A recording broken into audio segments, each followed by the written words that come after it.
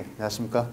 자동차 품명원 이혁기입니다. 네, 간단하게 보행자 감지 및 충돌 회피 장치와 그 방법 관련해서 저희가 특허를 냈던 부분하고 좀 연구를 수행해서 가지고 있는 노하우를 좀 곁들여서 설명을 좀 드리려고 합니다. 예.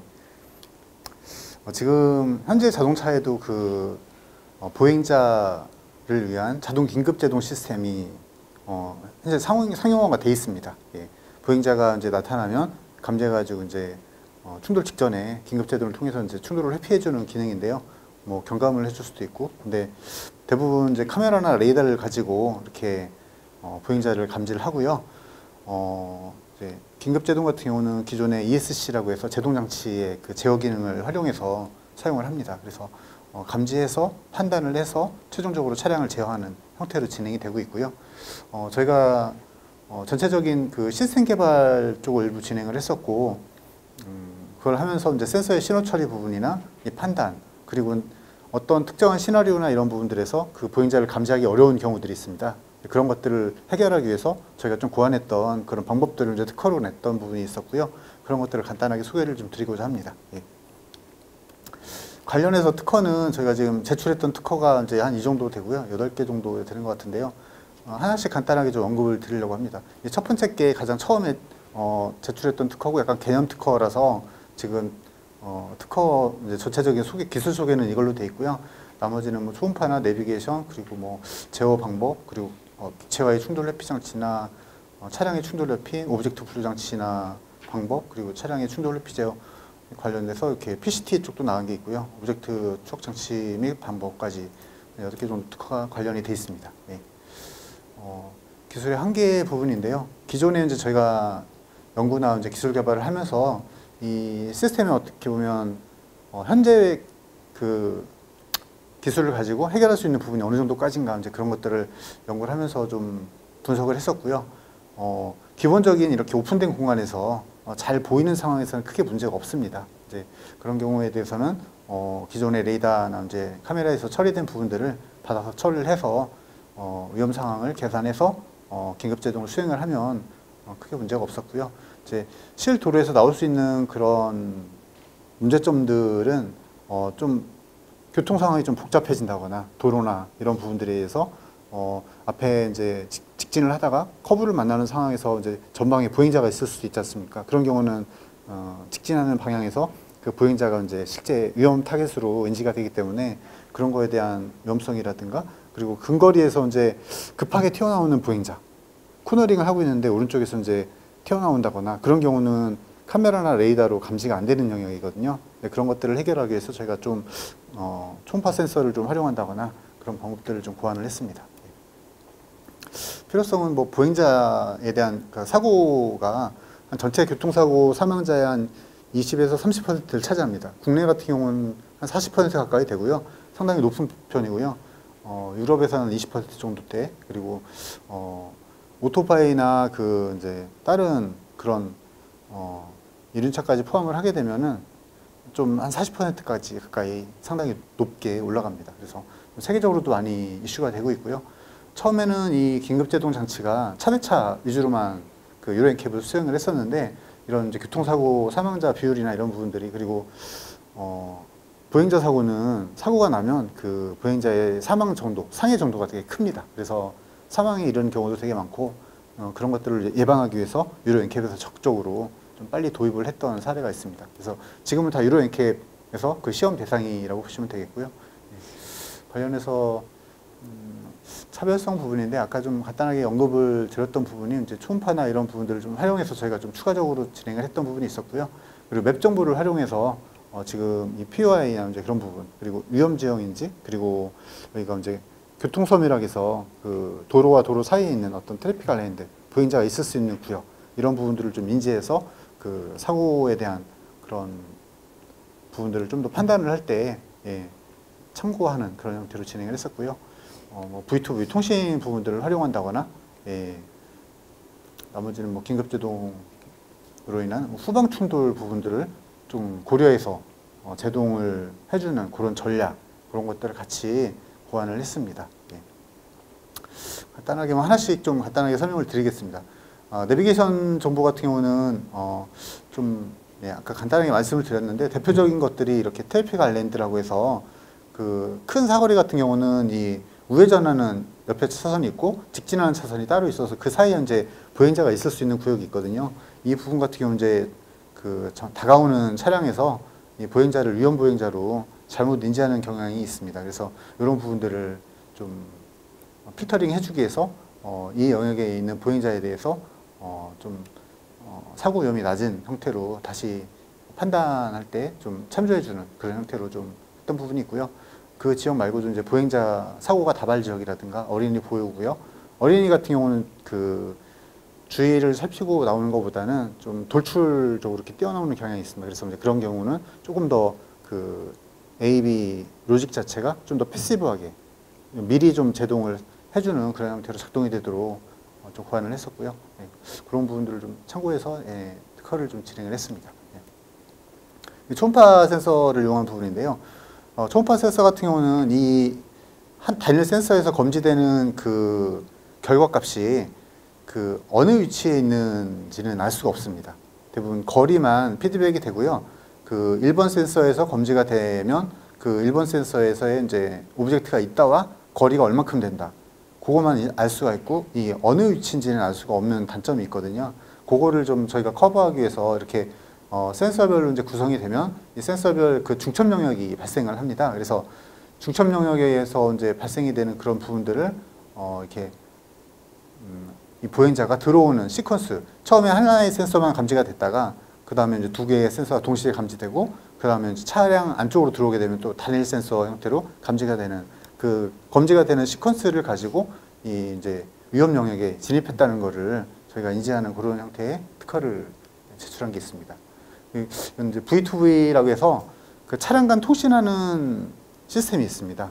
예, 정보를 주고받는데요. 현재 위치나 현재 속도 이런 것들을 이제 주고받습니다. 근데 앞으로 좀 더 이제 많은 정보들이 주고받게 될 것 같은데요.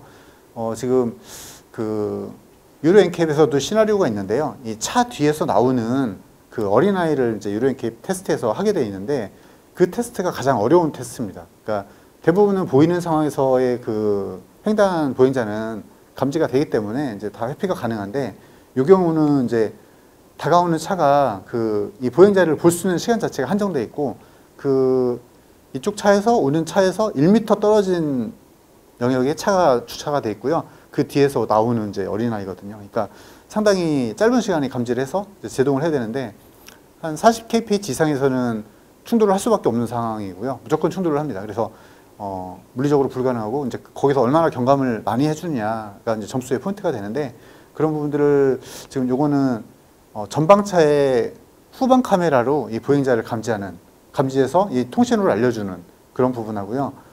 그리고 이건 마주오는 차가 이 차량 앞에 있는 보행자를 감지해서 이쪽 차 뒤에 따라오는 차에게 알려주는 그 방법을 저희가 특허를 낸 거고요.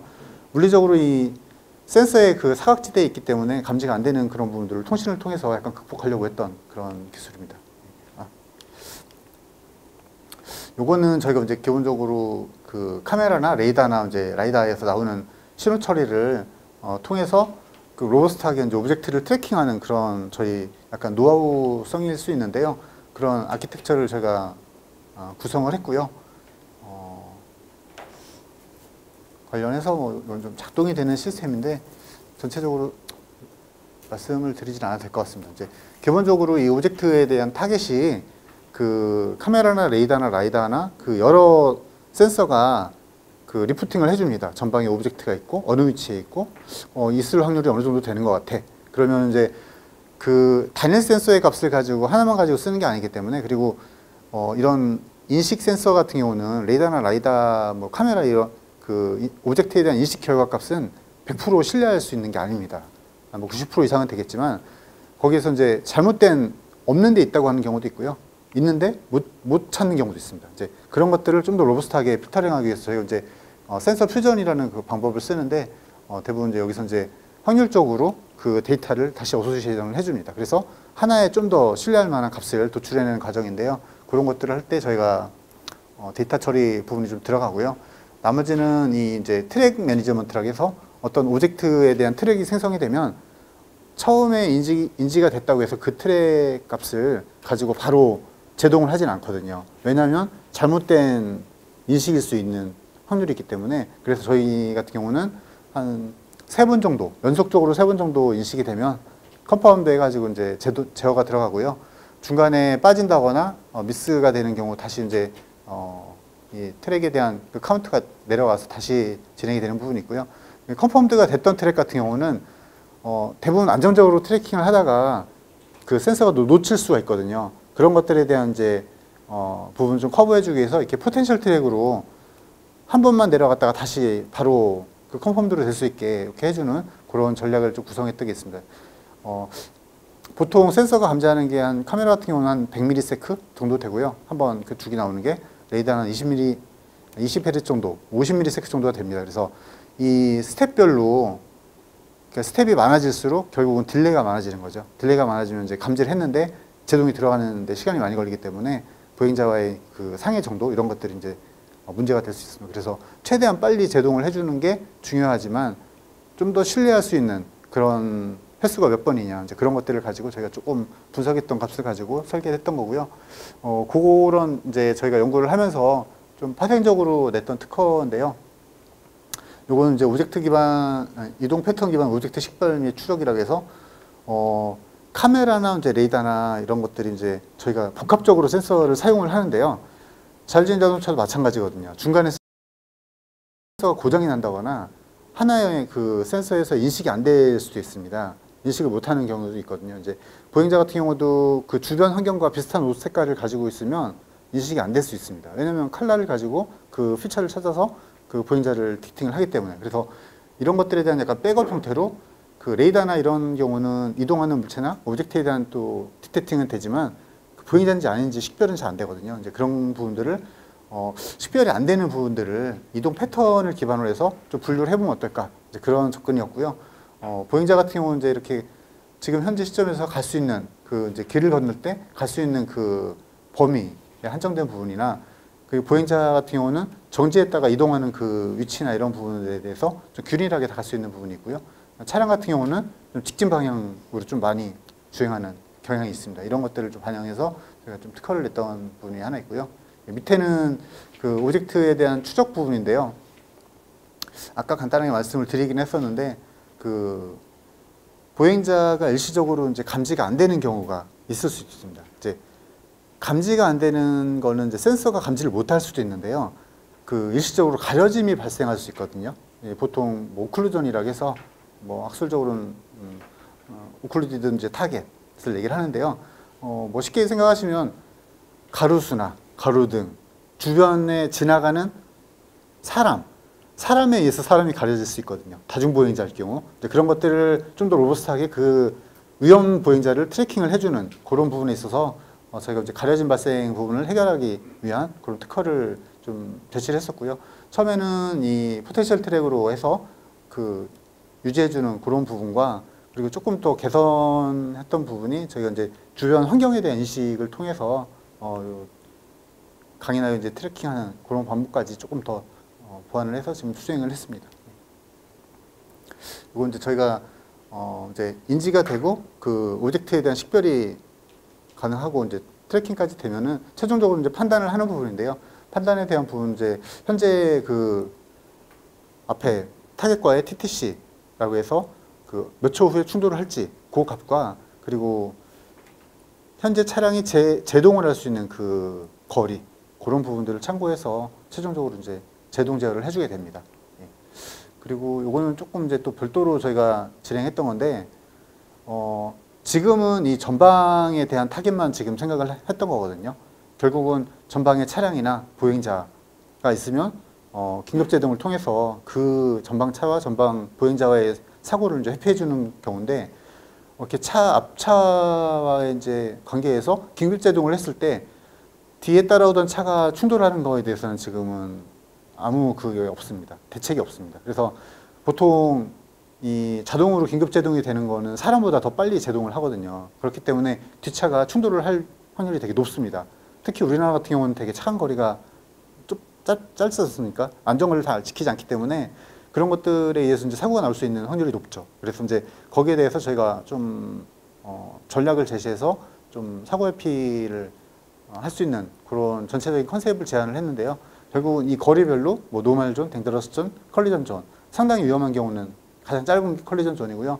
좀 안전한 거리를 지키는 경우가 노멀 존입니다. 존을 3개 정도로 분류해서 거기에 따라서 이 주행 모드를 판단을 하는 거를 뭐 AAB, 어댑티브 AAB는 약간 AB에 개선된, 약간 변형된 형태고요. AES는 조향을 통해서 회피하는 겁니다. 자동 조향을 통해서 이렇게 사고 회피하는 펑션이고요. 뭐 어닝을 준다거나 노멀 드라이빙을 한다거나 이런 4가지 그 모드를 결정할 때 이제 참고를 하려고 저희가 했던 겁니다. 그래서 결국은 이렇게 이제 저희가 좀 시뮬레이션이나 그 문헌 조사를 통해서 그 속도대별로 그 지금 현재 차량과 뒷차와의 거리를 가지고 이렇게 컬리전 존이나 딩저러스 존, 노멀 존을 분류를 했고요. 이걸 기준으로 해서 저희가 이제 저 범위에 있을 때는 저런 것들을 고려해서 충돌 위험도에 따라서 후방 차량과의 거리를 가지고 이제 위험도를 선정을 해서 결과적으로 어떤 형태의 사고 회피 시스템을 작동시키는 것이 합리적이다. 그런 부분들을 좀 특허로 제안을 했습니다. 관련해서 전체적으로 뭐 저희는 보행자 AV 시스템에 적용할 만한 그런 센서 퓨전이나 판단 그런 부분들 기술을 보유하고 있고요. 관련해서 뭐 좀 추가적으로 자동 조향 회피 기술이나 그런 AV 시스템을 복합적으로 사용하는 그런 전략 그런 부분에도 좀 기여할 수 있다고 생각을 합니다. 그리고 조금 더 나아가서 이제 자율주행 자동차의 좀 복합적인 그런 상황에서의 사고 회피를 좀 성능을 높일 수 있는 그런 기술이라고 생각합니다. 네, 이상입니다.